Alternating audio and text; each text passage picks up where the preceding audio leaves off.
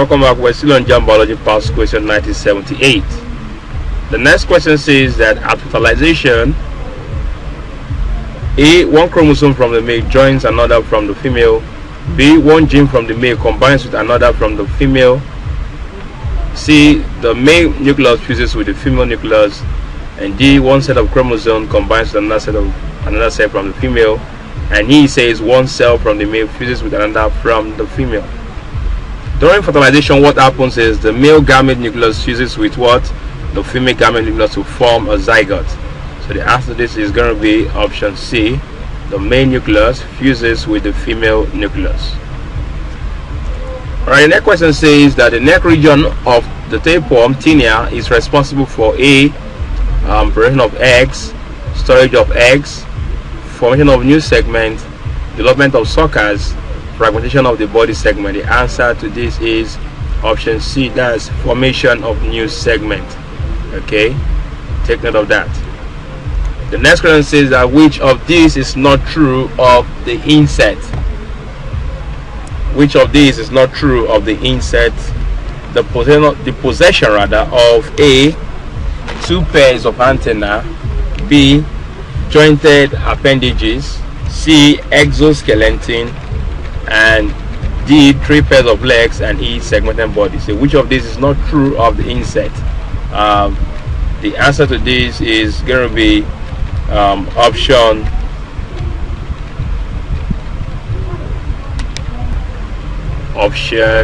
A.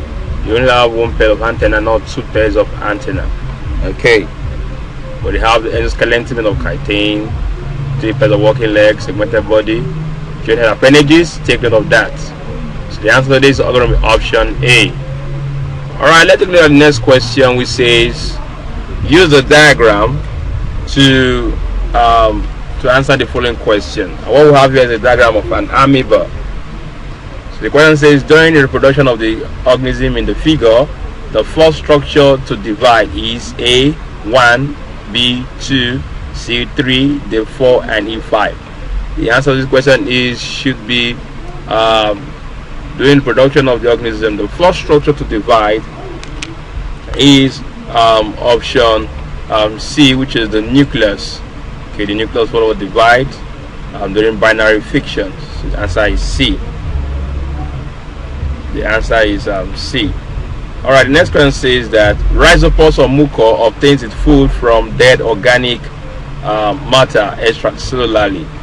It is said to be a facultative parasite, B says a saprophyte, and C says an obligate parasite, D says a commensal, and E says an autotroph.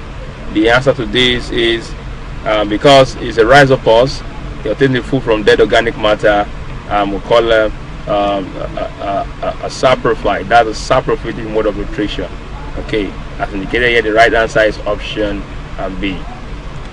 Alright, the next question says use the diagram to answer the questions below. Okay, what we have here is the part we have the structure of a bony fish, could be a tilapia, and the parts are labeled 1 to 12. Okay, so the question says that the number part labeled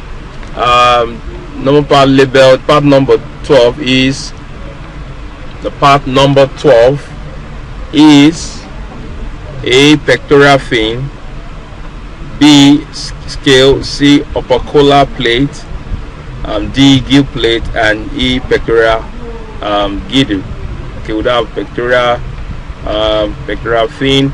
The part labeled 12, which is this, seems to be the operculum, and the opening here, this is the opercular plate that covers the gills, and the answer to this is going to be option C.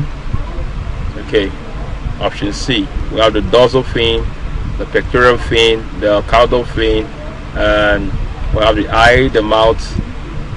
Okay, nostril, the nostril, not too clear. Okay, we have the mouth, but we have the opercular plate. Okay, the next question says that during the movement of the fish from point. Okay, question not too clear. Okay, I think they meant During the movement of the fish from point A to target B, that's from A to target B, let's see.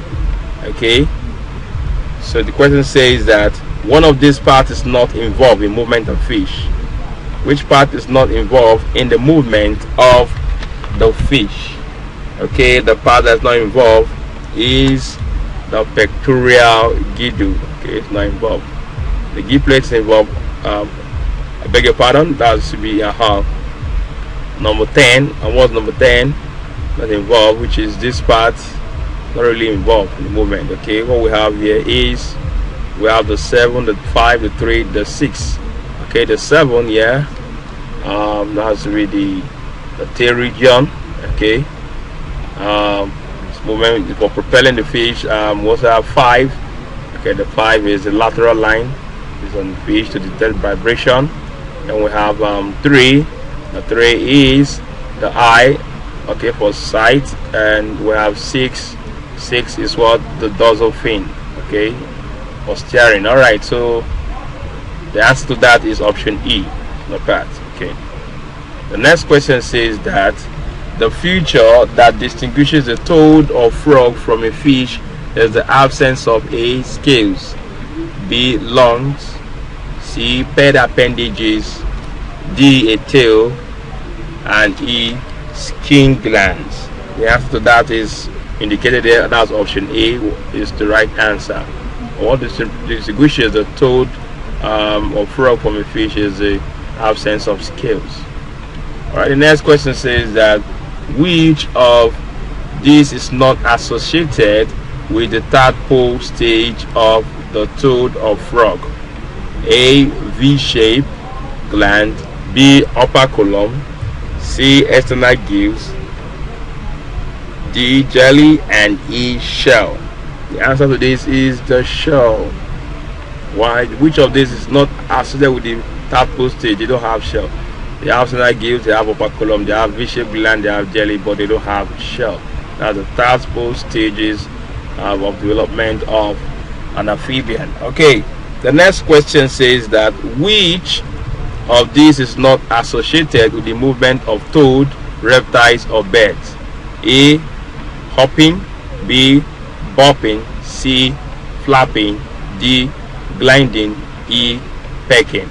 The answer to that is a reptile or pecking. So which of these is not associated with the movement of reptile, and pecking is not associated with the movement of toad, reptile, and bird?